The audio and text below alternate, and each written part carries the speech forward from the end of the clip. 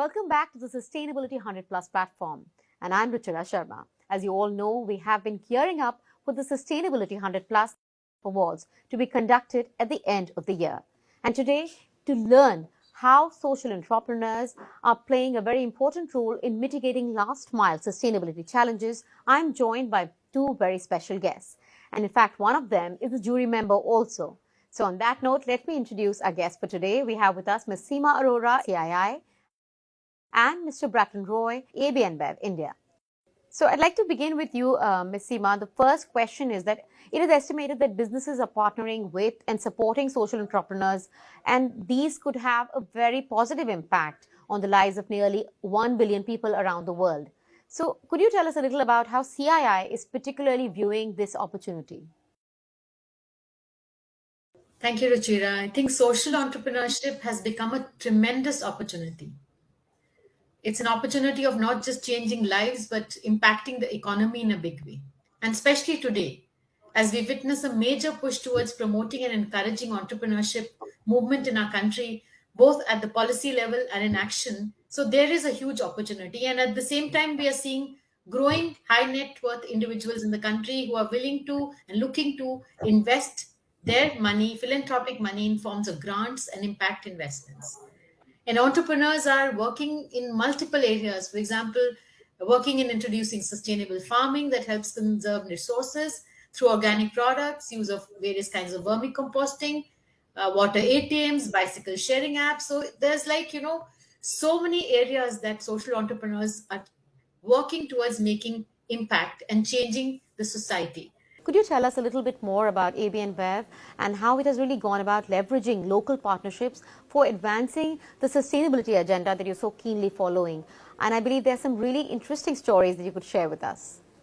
Sure, absolutely, yes. Thank you. I think we have been working with a lot of partners, throughout our journey here in India across different projects that we work in, and especially in sustainability. I think any social entrepreneurship work that any corporate does is incomplete without public, private, and NGO partnership, and that's key to any model that you want to scale. And we work with a lot of NGOs and partners across the value chain. And very interesting examples that I can possibly share that with you. For example, we work with Cropin, which is a satellite-based crop operation monitoring module in our agro program. And this model is very unique and enables mapping of on-field operations like irrigation, fertilizer application digitally. So we use Cropin and work very closely with the farmers as well. We have also worked with a lot of startups, like, for example, Craftstate, to develop a paper from agro waste that is essentially tree-free paper. We have worked with startups like Arthos, which is in the process of developing a biodegradable plastic substitute, which is equally important. But in our logistics supply chain footprint, we also work with startups like FreightFox, which is developing a live carbon emission tracking module for our logistics program. So this is one of a kind solution that allows us to manage operations with real-time visibility on the environmental impacts. Moving on to my next question, knowledge and skill sharing are some of the foremost ways for large businesses to actually get involved in the entire, social innovation sector. So how is CII particularly incentivizing or advocating businesses to look at these serious, and treat this as a serious business opportunity rather than just a CSR perspective? Yeah, firstly, my compliments for bringing this up, that social innovation needs to be seen beyond the CSR lens.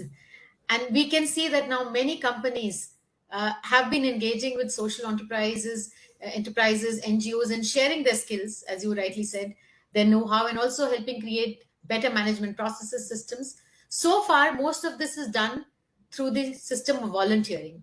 And CII, for example, has a special initiative under its India at 75 mission, and has developed a national volunteering grid that works as a self-sustaining ecosystem. It connects non-profits, community organizations to volunteers from businesses, and it especially encourages professionals to volunteer skills and help build organizational capacity in non-profits. Well, thank you so much, Mr. Bratton and Ms. Seema, for this very insightful discussion. As you all mentioned, we need to come together and join hands and continue to do our bit towards building a more equitable and sustainable future. Hello and welcome to the season 2 of Sustainability 100 Plus Masterclasses. So, Asa, our very first question is, what is ESG investing? ESG investing broadly means using environmental, social, and governance factors to evaluate companies and countries on how far advanced they are with sustainability.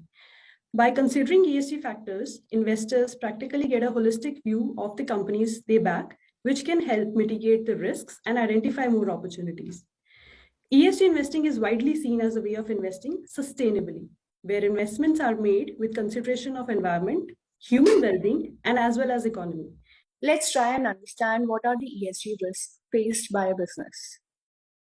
So if I were to start with, let's start with the E. The E is about the way a company impacts and interacts with its natural capital, which includes the physical risks such as biodiversity loss, increased risks of flood, and extreme weather events. When looking at this E, investors also face the transition risks, which could be risks related to transition to a low carbon economy. Moving on to the S in that ESG is about the way a company affects its various stakeholders groups. It could be either external or internal, like employees, suppliers, contractors, consumers, and others. So negative social impacts can occur through direct operations and value chains. The S is typically including the risk of infringing of human rights of stakeholders, like for instance, limiting workers' freedom of association would result in a direct negative impact on workers' rights. And other examples could include discriminating based on gender or ethnicity when hiring or promoting employees, failing to monitor whether suppliers or contractors are paying a living wage to their workers, etc. The last part of that ESG, being G, relates to the two core components, corporate governance and business integrity.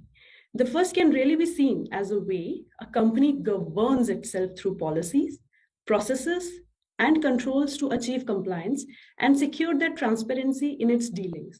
Business integrity, on the other hand, is about a way a company steers clear of corruption and bribery, avoiding openly engaging with politically exposed persons, which may pose a reputational risk to the company's brand.